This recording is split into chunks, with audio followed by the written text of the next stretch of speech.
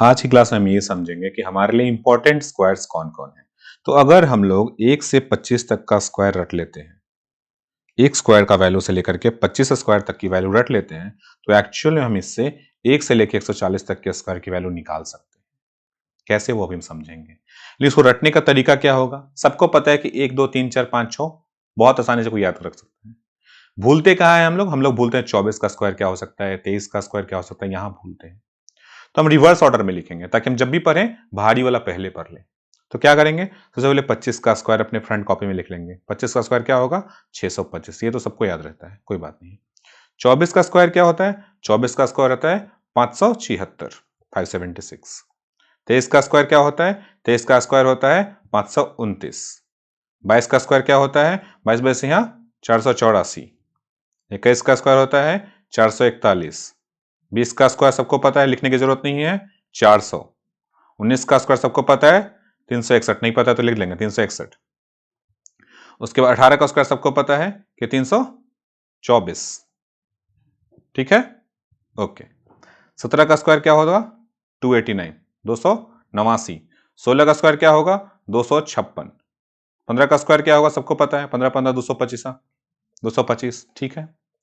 अब 14 का स्क्वायर क्या होगा? 196, सबको पता है। इसके नीचे सबको याद रहता है, 13 69 169 होता है, 144 होता है, 121 होता है, 100 होता है, 81 होता है, 64 होता है, 49 होता है, 25 होता है, पीछे चलते चले जाएंगे।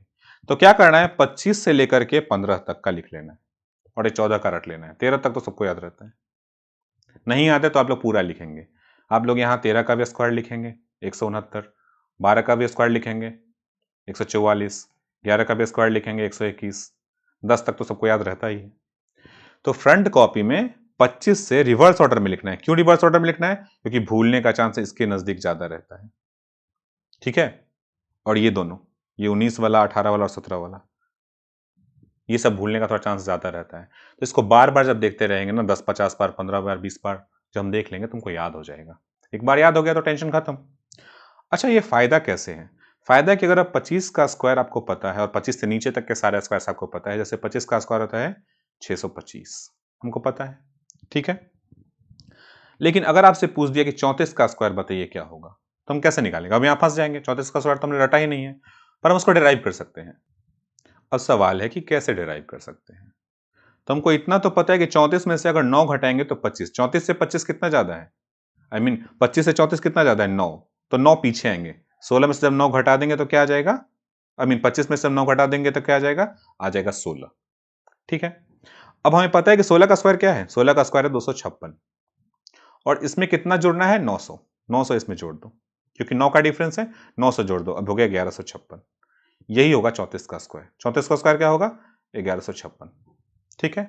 करना क्या है, जितना आगे है उतना 100, जितना आगे है उतना 100, 9 आगे है 900, और जितना पीछे है उसका स्क्वायर, पीछे वाले का स्क्वायर, दोनों को ऐड कर देंगे। तो क्या करना है, जितना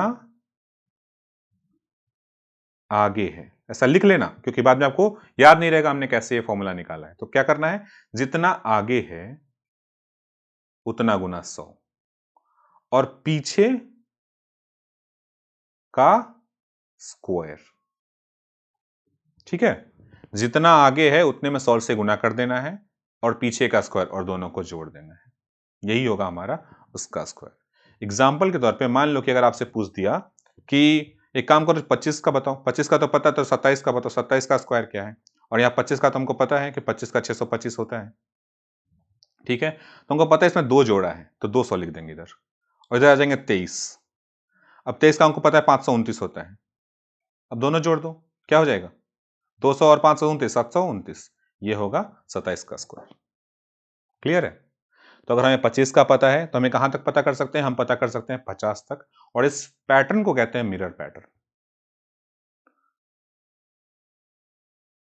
मिरर पैटर्न।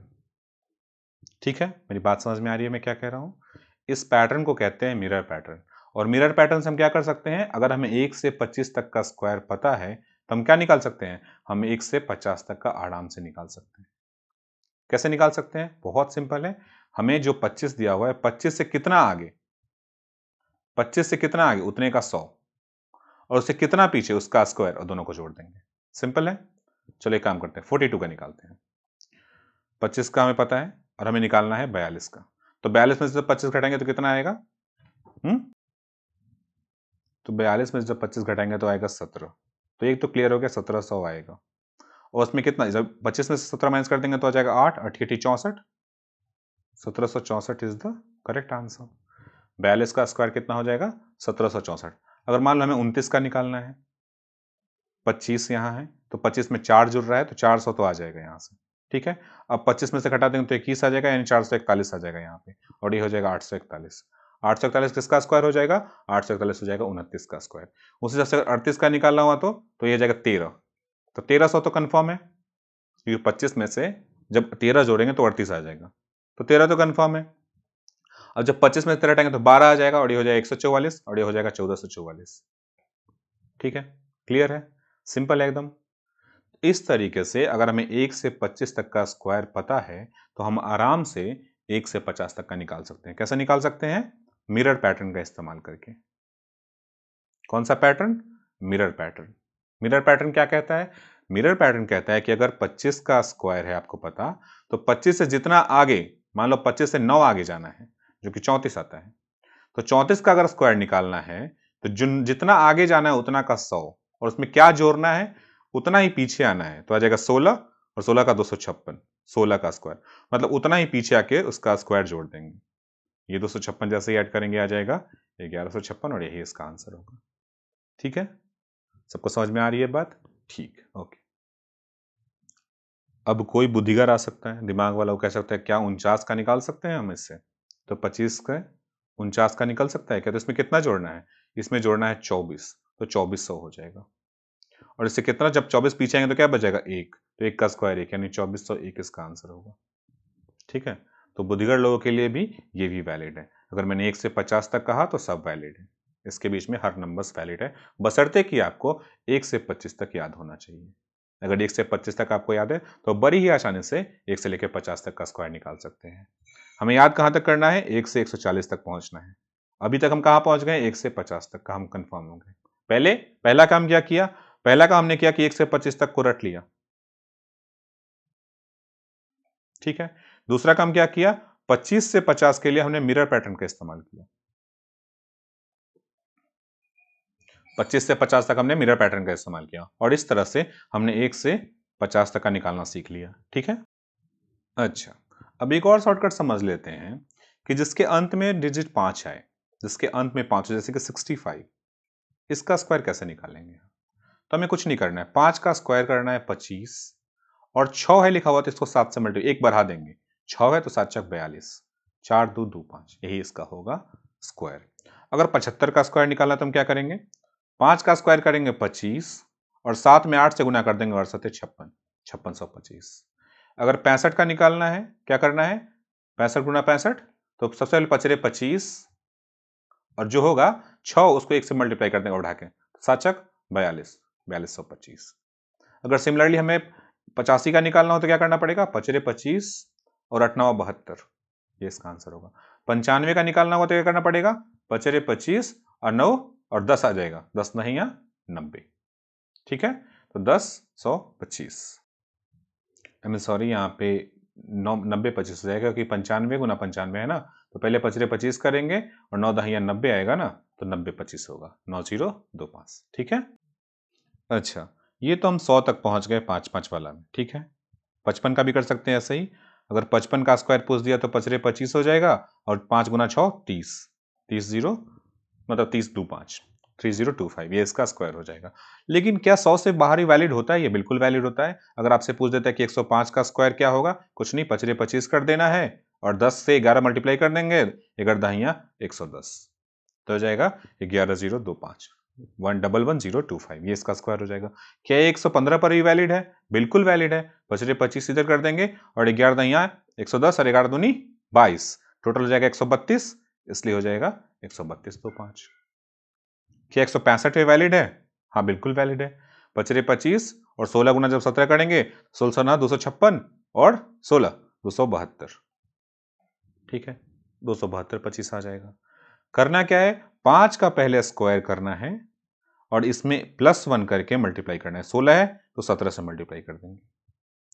और फिर दोनों अलग अलग है। ठीक है, 5 का स्क्वायर करके 25 इधर लिखेंगे और 16 में 17 से गुना करके 272 इधर लिखेंगे, दोनों को जोड़ देंगे, हो जाएगा 27225। ये होगा उसका स्क्वायर का वैल्यू।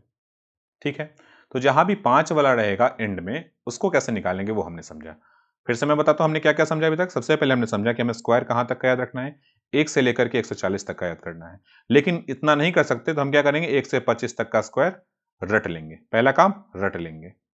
दूसरा क्या किया, मिरर पैटर्न का इस्तेमाल करेंगे और हम पहुंच जाएंगे 50 तक। अब 50 तक हमसे कोई टच नहीं कर सकता।